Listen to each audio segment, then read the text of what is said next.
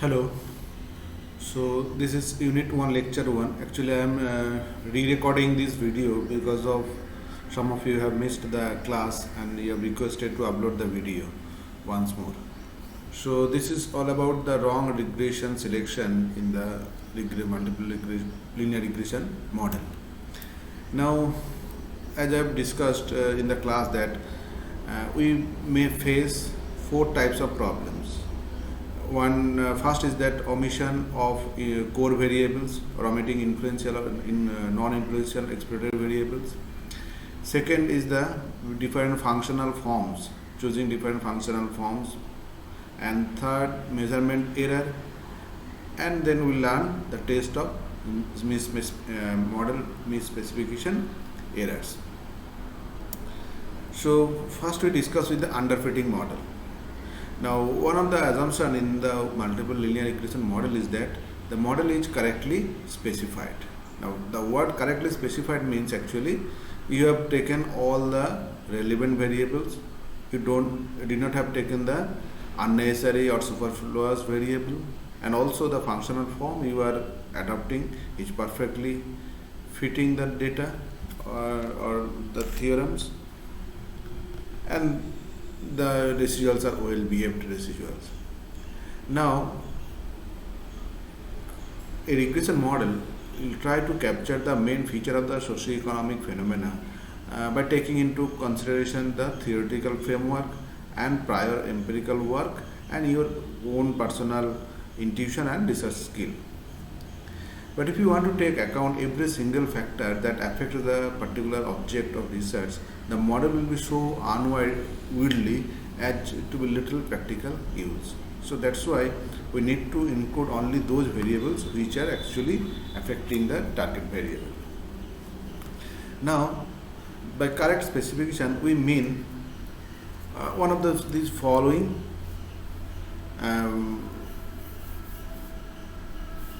by correct so my mouse is not working 1 minute.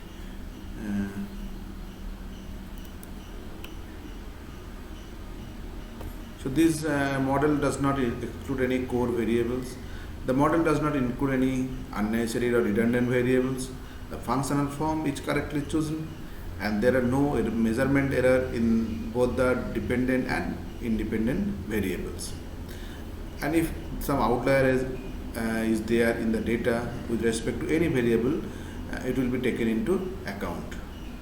And the error term is well defined or well behaved error term following the particular assumption regarding its probability distribution, and the regressors are most cases non-stochastic in nature, and also there is no simultaneity problem in the data. Now after this, what we discuss actually, now in the next discuss we will discuss if any of these errors are committed, how we will detect it and what will be the remedial measures. Now first we will discuss the underfitting model or omission of the core variables from the data. Now this may happen because of some reasons. It can be because of lack of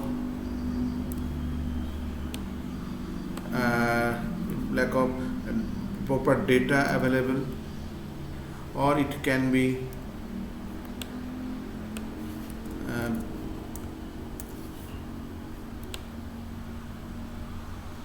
data available, or because of not proper conceptualization of the theorems before estimating the model, and because of not prior research work on this particular topic. And sometimes it may happen just simply because of our normal carelessness. Now, what will be the reasons if we miss some important variable from the model? That model is called underfitting model. Now, this underfitting model has some serious consequences. So, if we come about the consequences, so if we miss some important variables from the data, and if the variables are correlated with the variables included in the model, the coefficient of the estimated model are biased, And not only that, the bias will not disappear or will not go even if the sample size becomes larger and larger. That means the model is actually, or the coefficients becomes inconsistent. Now, even if the incorrectly excluded variables are not correlated with the variables in the model, the intercept of the model becomes biased. But this will not be a huge problem for us because we are not concerned about the intercept term, we mainly concerned about the slope terms of the model. And the variance of the disturbance term will be incorrectly estimated. This will be a very serious issue because if consequences 3 is happening, then we have subsequent consequences in terms of 4, 5 and 6. So variance of the estimated coefficients of the misspecified model will also be biased, and as a result the standard error also likely to be biased. And in consequence, the confidence interval and testing of hypothesis, which are based on the disturbance term, error term and the variance of the estimated parameters are also going to be incorrect. And obviously the prediction based on the incorrect model will also not be very much reliable. So these are the main consequences of the underfitting model or missing some important variables from the regression results. Now there are 4 tests normally, that is for checking the missing variables or incorrect functional form in the multiple linear regression model. Obviously, first is the examination of the residuals. Second is the Darwin-Watson t-statistics, Ramsey reset test and Lagrange multiplier test.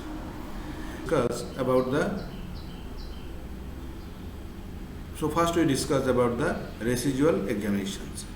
Now, a proper visual examination of the residuals will help us to detect the presence of autocorrelation and heteroscedasticity problem, which we have already studied in the previous semester. Now, a residual examination will also help us to identify whether we are missing some important core variables from the regression or not, or whether there is any misspecification error in the model or not. Now, for the purpose of illustration, let us suppose a cubic total cost function which is given by the these particular equations.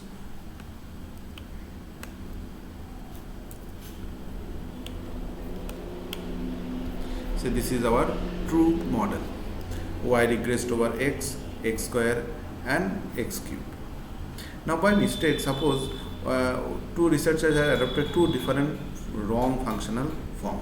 The first researcher did not include the cube term and the second researcher did not include even the square term as well. So these are the 2 wrong model we have. So obviously the regressors residuals in the first wrong model u2i will be the actual residuals ui, plus it will also capture the component that is beta for x cube, and obviously the second wrong model residuals will be given by this. It will include both the missing component plus the original residuals u. Now after this, let us see actually how the residuals is behaving. Now for this purpose we have imported the data. The data is given a Excel file, and there are 10 levels of output, 1, 2, 3, 4 up to 10, and the different cost associated to produce these different levels of output are also given in variable y. Now we estimate 3 models. Model 1, the second wrong model, model 2 as the first wrong model, and model 3 our true model are measured, and all the regression results are I am presenting in the single table. Now look here, this is the first model 1 is the second wrong functional form, where we have only one input, that is x, no square and no cube term. So here our R square value is quite high, F statistics is also significant, and the individual regression parameter is also statistically significant. In the second wrong form, also have a very good high R-square value. F value is also statistically significant, and both the regression parameters beta are significant, statistically significant. And the same we can get in the actual true model, where all the regression coefficients are statistically significant. We have a very high value of R square, almost equal to 1, and overall F statistic is also quite significant. Then we have extracted the residuals from all the three models, and we have created a new data frame considering the output level and the three different residuals. So residuals 1, residuals 2, and residual 3. Now if we apparently look at the three residuals values, we can see that residuals 1 and residuals 2 values are quite high from the residuals 3. So in absolute sense, the values of the residuals in residual 3 in the third model, that is in the true model, have been actually reduced significantly. And again, between the residuals 1 and residuals 2, if you look properly, the residuals 2 actually having comparatively little bit lower values compared to residuals 1. So now for visual inspection, I have plotted all the residuals in the single scatter line plot. So the red color are actually the wrong functional form, where only x is included in the regression model, and the blue color line where we have x and x square in the regression model, and the green color is actually the true model. So now you can clearly see from this picture that the true model residuals is well behaved around the 0 line, but model 1 and model 2, the residuals are quite high, and not only that, they are showing some systematic pattern or movement as the output level increases. So first they are starting from a lower point, and then gradually their value increases, and then again coming down as the output level increases, and further after reaching a minimum point again they start increasing as the output level increases. That means a systematic pattern of the residuals are observed with respect to output level in the two wrong models.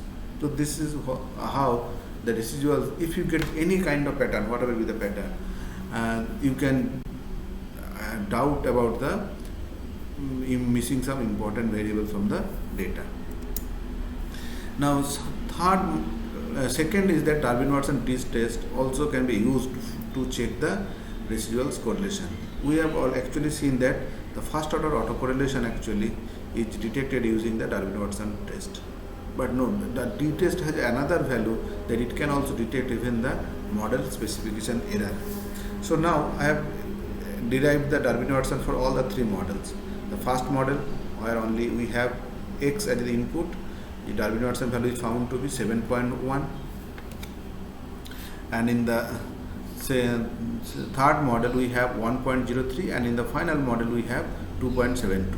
Now look at the statistical significance. In the first model, the Darwin-Watson value is 0.71, and it is highly significant, so indicating a positive autocorrelation in the first model.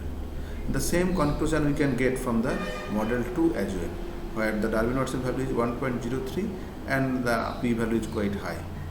Whereas in the third model, the Darwin-Watson value is quite high, but it is not statistically significant. So we cannot tell that there is a first order autocorrelation in the true model. So these are some of the steps that already you have studied. I mentioned here just for your recapitulation of your memory. So we can tell that the Darwin-Watson value actually significant for the first two models. Now here it is a cross-sectional data, not a time series data, so the autocorrelation problem chance is less. Actually what we get here, not the autocorrelation problem. The significant Darwin-Watson test is actually appearing because of both the models are missing some important variables from the regression equation. Now then we have the Ramsey reset test. Rams has suggested a very general test for specification error called the reset test. That means regression specification error test. In short, we call as a reset test. Now suppose we have the two variable model, y regressed over x. Y is the same model we are taking actually. Total y stands for total cost of production and x is the output level. Now if we measure the wrong model, that is y regressed only over x, and if you see the results, you see apparently there is nothing wrong in the results. The R square value is quite high, F value is also significant, and both the regression parameters are statistically significant and having their expected sign as well.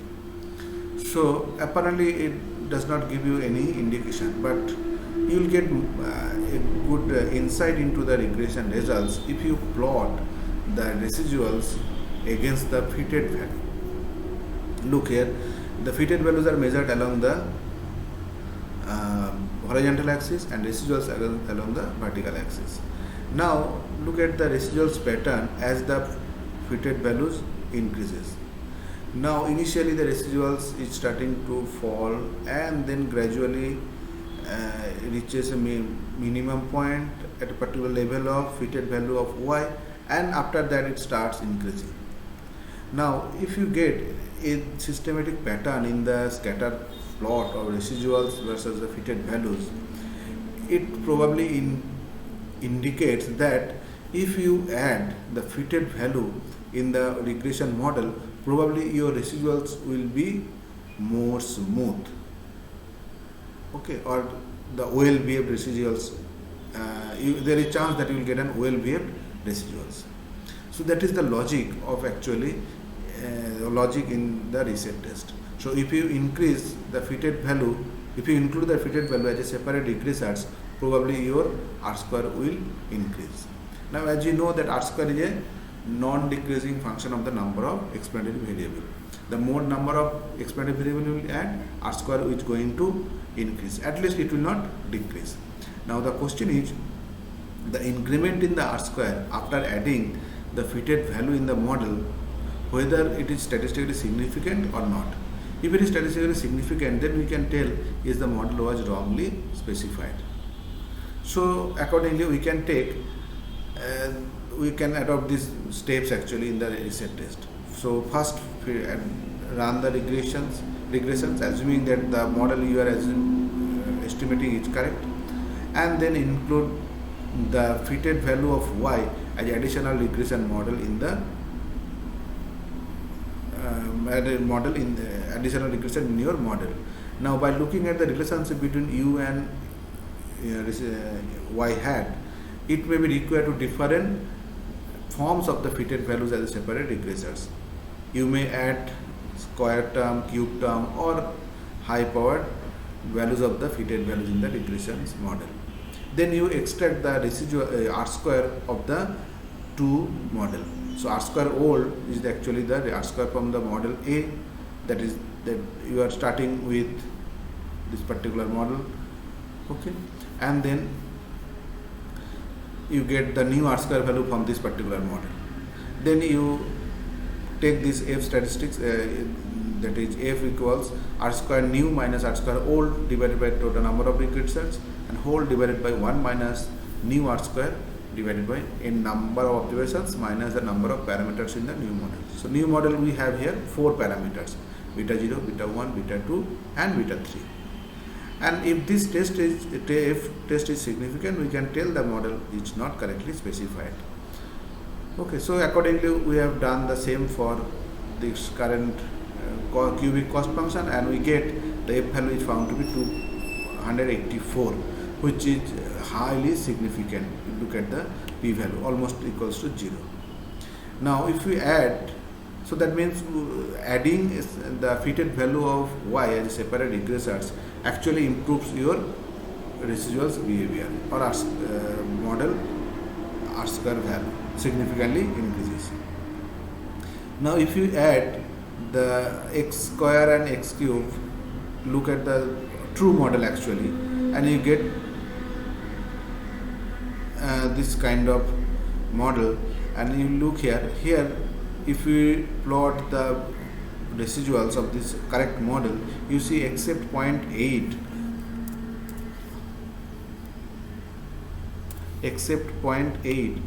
all the points are actually well behaved around the zero value of the residuals.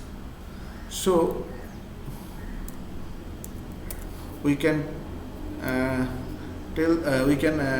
be assured that reset value for this true model should not be highly significant, and that I have done here. Actually reset this new model I have fitted, and you see the reset F statistics value is found out to be 0. That means actually the model is not correctly chosen.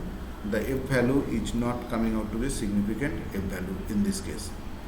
So in this way, using the reset test, we can find out the model specification error. But there are two limitations in the reset test. First, how many y term or fitted value of y you need to include in the model, that you cannot tell from this test. So it is a trial and error. By observing the pattern of the residuals, you need to include several terms of the fitted y values, y square, y cube, y to the power 4, and so on and on. And another limitations of this reset test is that you cannot exactly tell what is the correct form of the true model. You can just tell whether the given model is or fitted model is perfect or not. But what would be the corrected form of the regression, that you cannot confirm from the reset test. And finally, we have the Lagrange multiplier test or world test to check for the underfitting model. Now, the steps in the LM test are as first, step 1, fit the restricted version of the model that already we have estimated and labeled as model A, and get the fitted values of the residuals.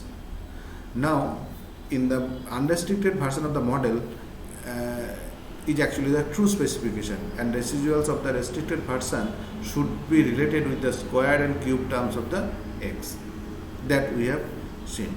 Now, if we regress the residuals obtained from the restricted model on the original regression and the square and cube of the regression,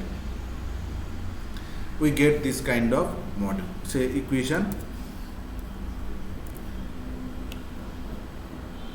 we labeled as C. So you had regressed over x, x square and x cube, and the regression parameter I have given as delta 0, delta 1, delta 2 and delta 3.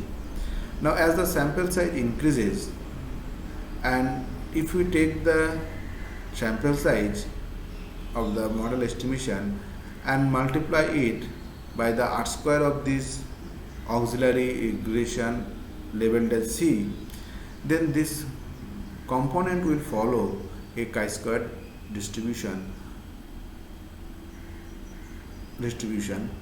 and if this chi-square test is statistically significant, we can tell that it is accepted that the original model specification was not correct. So what we do, we multiply the R square of this auxiliary regression equation 3 by the number of observations in the model n, and that will follow a chi-square distribution. And if this chi-square distribution is statistically significant, we can tell that the original model is not correctly specified. So that's all about the LM test. Now this LM test I have done here actually manually. So some model 1 where we have only x as the regressor. Okay.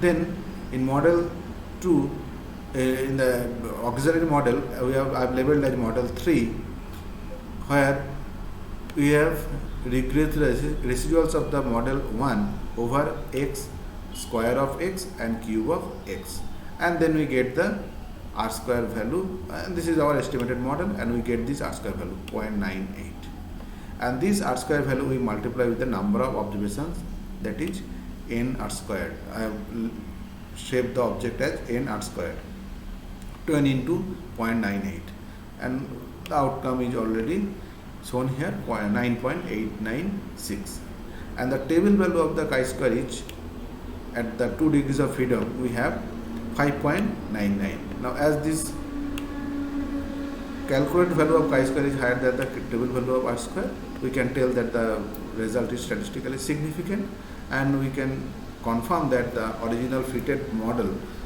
was not correctly specified. So that's all about the